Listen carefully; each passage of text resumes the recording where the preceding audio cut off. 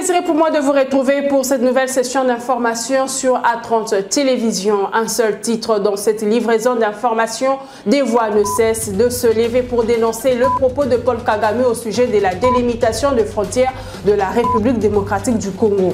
Les députés nationaux ont aussi haussé le ton contre le président rwandais. Paul Kagame doit répondre devant la CPI pour les massacres en République démocratique du Congo, estiment certains élus. Bonsoir. Les députés nationaux ont déclaré recevable la proposition de loi modifiant et complétant le décret du 6 août 1959 portant code de procédure pénale. C'est après les réponses apportées par le député national Juvenal Munobo aux préoccupations soulevées par les élus lors du débat général. Pour l'initiateur de cette proposition de loi, ce texte est une contribution pour améliorer l'accès à la justice en République démocratique du Congo. Les députés nationaux s'y sont retrouvés le mardi 18 avril dans la salle de congrès de l'Assemblée nationale pour une plénière consacrée essentiellement aux réponses de l'auteur de la proposition de loi portant code de procédure pénale aux préoccupations des élus du peuple. À l'issue de cet exercice, les députés nationaux ont déclaré recevable la proposition de loi à la satisfaction de son initiateur, le député Juvenal Munobo. Donc je suis très heureux, très content de cette étape, de cette évolution législative. Alors ma proposition de loi, je dois rappeler ici quel est son objet. Elle vise au fait la modification du code de procédure pénale dans les buts de consacrer à travers la loi une dispense totale du paiement des frais. En faveur de qui? En faveur des victimes de violences sexuelles, en faveur de témoins qui interviennent dans le procès des violences sexuelles, en faveur de veuves et orphelins abandonnés et auxquels aucune dévolution successorale n'a été pourvue, en faveur des personnes handicapées, handicap permanent, de personnes qui vivent avec handicap de manière permanente, et en faveur également des personnes de troisième âge qui sont soit en nombre de vieillards ou abandonnés par leur progéniture. Après sa recevabilité par la plénière, la proposition de loi a été renvoyée à la commission politique, administrative et juridique, commission qui a 3 jours pour apporter des amendements.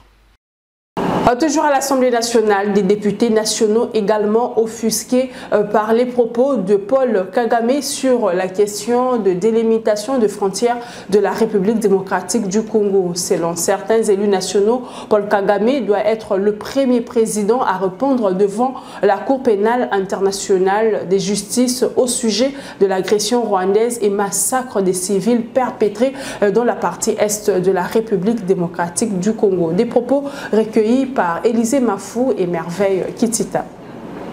Qu'il serait en train de revendiquer certaines terres qui auraient appartenu au Rwanda, alors que nous savons ce que sont les frontières des États africains depuis la décolonisation.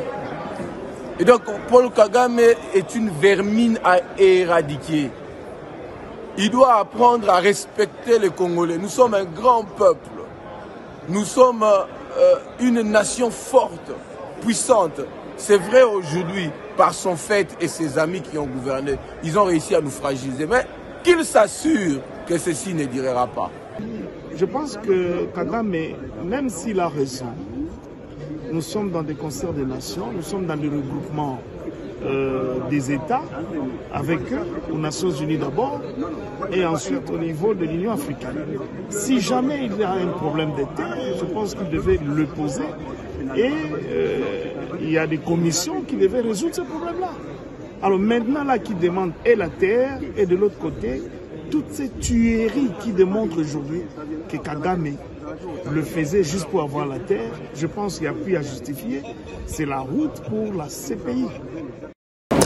Et le secrétaire permanent adjoint du Parti du Peuple pour la Reconstruction et la Démocratie rejette les propos du président rwandais Paul Kagame au sujet de la délimitation de frontières avec la RDC. Ferdinand Kambere incombe aussi la responsabilité au régime de Tshisekedi. Au temps de Kabila, Kagame ne pouvait tenir ses propos, a dit le secrétaire permanent adjoint du PPRD. Kagame ne peut pas continuer à narguer les gens comme ça. Je félicite aussi la Belgique, les tweets qui viennent d'un peu partout pour dire mais il raconte sa vie, nous tous on a tweeté dans ce sens-là. Il veut lui éditer quel exploit au XXIe siècle pour se présenter en conquérant des terres aujourd'hui. Ce n'est pas possible, madame. Et cette déclaration de Kagame, c'est une vaste blague. Une vaste blague, au temps de Kabila, il ne pouvait pas le dire. Parce que Kabila savait, même si c'était difficilement, il savait reconditionner son armée, organiser son armée, lui doter des moyens nécessaires pour gagner la guerre. Nous sommes fiers de notre armée, nous sommes fiers de notre souveraineté, nous sommes fiers de ces terres congolaises. Quelqu'un ne peut pas se taper comme ça, sans aucune documentation historique, commencer à dire que lui a des terres à réclamer au Congo. Non, s'il arrive à ça, s'il veut arriver à ça pour exploiter, peut-être il veut exploiter quel exploit au XXIe siècle pour apparaître comme, pour mener une conquête des terres. Non. Nous déplorons, mais nous disons qu'ils profitent des faiblesses de ces régimes. L'intégralité de l'entretien avec Ferdinand Kambere à suivre juste après cette édition d'information. Tenue à Goma, chef-lieu de la province du Nord Kivu, de la réunion des ministres de la Défense des pays membres de la communauté des États d'Afrique de l'Est. Parmi les points qui seront à l'ordre du jour, la clarification du mandat de la force régionale. À ce sujet, quelles sont les attentes du gouvernement congolais de cette réunion? Des éléments dans ce récit de Yannick Ekoucho. Lancé pour une période de 6 mois, le premier mandat de la force régionale des États de l'Afrique de l'Est en mission en République démocratique du Congo a expiré au mois de février dernier. Qualifié d'historique, l'accord juridique qui a ouvert la porte à la mission de la force régionale sur le sol congolais a été vu comme la solution tant attendue de détricoter les M23, mais également d'en finir définitivement avec l'insécurité dans la partie est du pays. Malgré le déploiement de ces troupes contingent par contingent, la force régionale est allé contre les attentes surtout de la population en se limitant à une mission d'observation en lieu et place de mener des offensives aux côtés des FARDC. Le premier mandat de la force régionale de l'EAC a donc expiré sur fond de critiques, surtout que les M23 a pris le contrôle de plusieurs zones au Nord Kivu malgré la présence de ces soldats de l'Afrique de l'Est. Chose qui a d'ailleurs poussé des acteurs politiques, les organisations de la société civile et la population à mener des actions pour exiger le départ de cette force régionale. Pour Kinshasa, qui souhaite le renouvellement pour 3 mois du mandat de cette force, en attendant les retraits du rebelle M23 de toutes les zones occupées, il faut à tout prix requalifier les mandats en faisant de cette force régionale une force dissuasive. Soulignons également que d'après les vice-premiers ministres et ministres de la Défense, il sera également question au cours de cette réunion d'évaluer la situation sur terrain, régler les malentendus contenus dans le rapport du chef des renseignements militaires et des chefs d'état-major en vue de redorer l'image de la force régionale. Entre-temps, il faut rappeler que les rebelles M23 se sont retirés des 3 agglomérations dans le territoire de Massissi. Il s'agit de Mouchaki, Kilolirwe et Kichanga. Dans un autre chapitre, la ministre de la Justice et garde des Sceaux a reçu tour à tour les ambassadeurs de Pays-Bas et des États-Unis d'Amérique. Au centre des échanges avec la diplomate américaine, la question de la traite des êtres humains, mais également le renforcement de l'état de droit. C'était ce mercredi au cabinet de la ministre. C'était une visite de courtoisie parce que je viens d'arriver, mais je voulais échanger avec Madame la ministre parce que les États-Unis soutiennent le renforcement de l'état de droit en RDC et la ministre de Justice est un acteur principal dans cette activité de renforcer le soutien pour l'état de droit. Nous avons mis accent sur les questions de les secteurs pénals. Aussi, moi j'ai évoqué l'importance de la lutte contre la traite humaine, qui est quelque chose de très important pour nous. J'ai félicité l'approbation de la loi contre la traite humaine qui était l'année dernière. Et on a échangé par rapport à la formation donnée par les États-Unis et tous les efforts que nous mettons en œuvre pour renforcer l'état de droit. Il y a plusieurs volets. D'abord, nous avons la formation pour les procureurs. Nous avons l'assistance pour ceux qui sont engagés dans la lutte contre le trafic, soit la protection, la prévention. Et nous envisageons aussi un programme de renforcement qui va être annoncé sous peu. On a échangé sur un problème qui est là dans les prisons en RDC. C'est une combinaison de surpopulation, ce qui est clair, les capacités des prisons ne sont pas en phase avec le nombre de personnes qui sont là.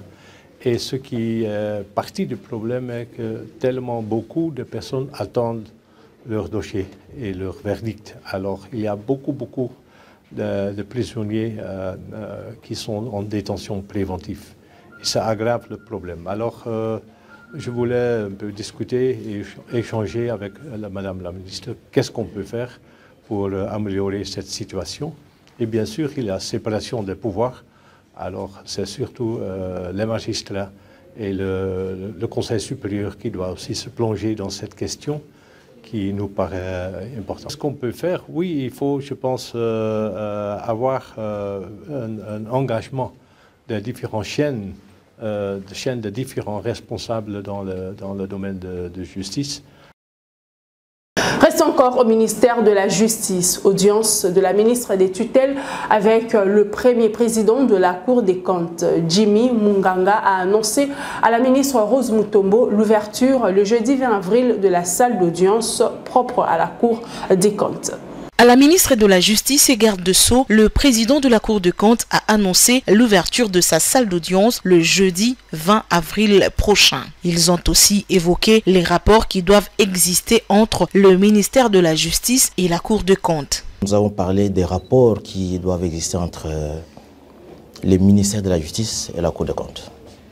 Et vous savez, quand on parle de la justice, on voit les cours et tribunaux qui jugent les personnes qui ont commis les infractions.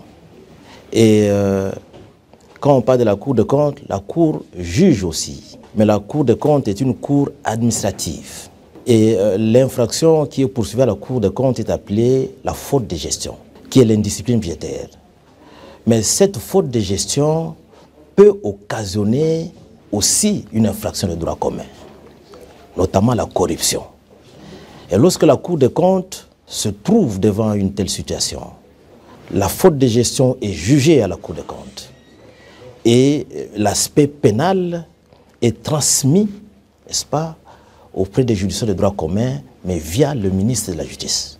Nous avons jugé utile, n'est-ce pas, de communiquer cette information-là à son Excellence.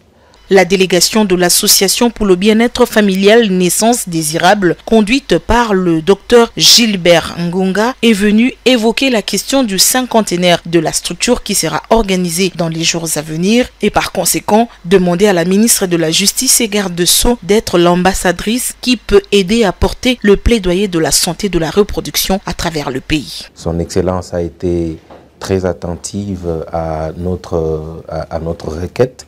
Elle a promis, n'est-ce pas, déjà qu'elle nous a prodigué d'importants conseils pour réussir, n'est-ce pas, cette célébration. Et elle a promis de s'impliquer pour nous aider, n'est-ce pas, à célébrer cela et permettre à ce que l'on puisse, à l'occasion du cinquantenaire de la BFND, faire l'état des lieux des activités de santé et de la reproduction dans le pays. Et en marge du cinquantenaire de la structure, différentes activités seront organisées. Il y aura entre autres des journées portes ouvertes, des conférences pour permettre de faire des échanges et évaluer des aspects de la santé de la reproduction dans le pays et aussi organiser des soirées des galas qui vont permettre de primer différents volontaires, personnalités qui ont marqué les aspects de la santé de la reproduction en RDC. Le groupe Ventura a décidé d'arrêter de poursuites judiciaires contre l'activiste congolais Jean-Claude Mputu, porte-parole de la coalition Le Congo n'est pas à vendre. Une décision bien accueillie par le mouvement citoyen Filimbi. D'après Mino Bompomi, coordonnateur de ce mouvement, c'était inconcevable que Dan Gettler, qui bénéficie indignement des avantages du Congo, puisse menacer les Congolais. Suivez. Donc, comme vous savez, évidemment, le Resource Matters et Jean-Claude Mputu, qui est le porte-parole du Congo n'est pas à vendre, la coalition Congo n'est pas à vendre, sont poursuivis par M. Dan Gettler pour diffamation. Et c'est en raison du fait que Jean-Claude avait dénoncé le fait qu'une année après la signature de l'accord à l'amiable entre la RDC et le groupe Ventura appartenant à Dan Gettler, Dan Gettler a gagné 60 millions de dollars dessus des royalties du projet KCC. Alors qu'en réalité, le Congo, qui est la vraie victime dans cette affaire, n'a accédé à aucune réparation aujourd'hui, une année après. Donc pour nous, c'était inconcevable, il fallait le dénoncer. Jean-Claude l'a fait en portant la voix du SYMPAV et malheureusement, Dan Gettler lui avait poursuivi en justice, lui et Resource Matters, qui l'emploie.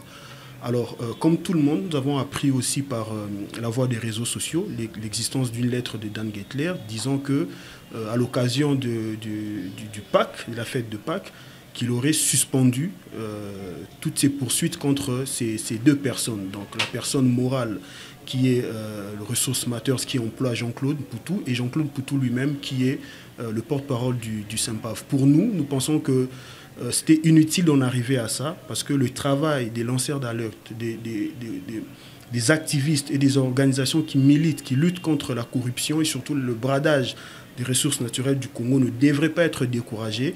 Il ne devrait pas être intimidé au moyen de procès de la honte tel que nous l'avions qualifié. Et pour nous, notre travail va justement continuer. Nous allons continuer à dénoncer les actions de Dan Gettler, mais aussi surtout parce que le Congo a perdu énormément. Il continue de perdre, comme c'est le cas pour cet accord qui a fait remporter à Dan déjà 60 millions, mais aussi surtout continuera à perdre si les autorités n'entendent pas la voix de la société civile, la voix des organisations qui militent contre la corruption, qui dénoncent cet accord en disant qu'il est totalement déséquilibré. Des mouvements citoyens et organisations de défense des droits de l'homme ont déposé ce mardi 18 avril 2023 au bureau de l'Assemblée nationale un mémorandum pour solliciter la libération du député national Edouard Mwanga Chouchou. Dans ce document, ces collectifs fustigent l'arrestation de cet élu de Massissi. Suivez. Ce père des familles et pour frère un homme d'État et respectueux de principes républicains s'est vu être arrêté dans son propre domicile et sera placé en garde à vue. Monsieur le Président, ayant suivi de près ces dossiers, notre collectif constate que cette arrestation est tout simplement politique et non judiciaire, car en violation des dispositions constitutionnelles de notre pays.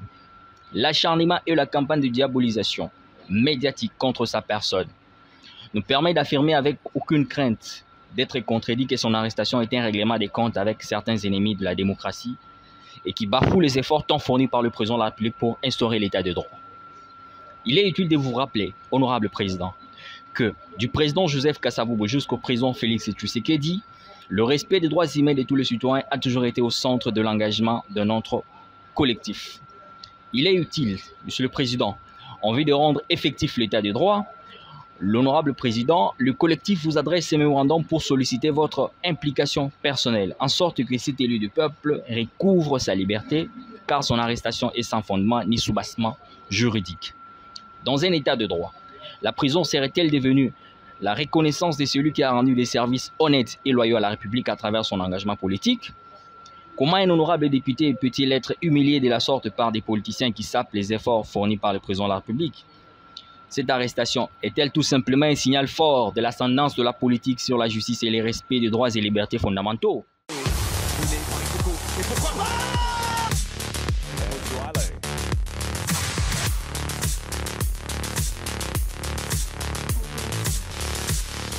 En sport, le défenseur international congolais Chancel Mbemba, parmi les nominés du prix Marc-Vivien Foé, qui récompense les meilleurs joueurs africains du championnat français, la Ligue 1.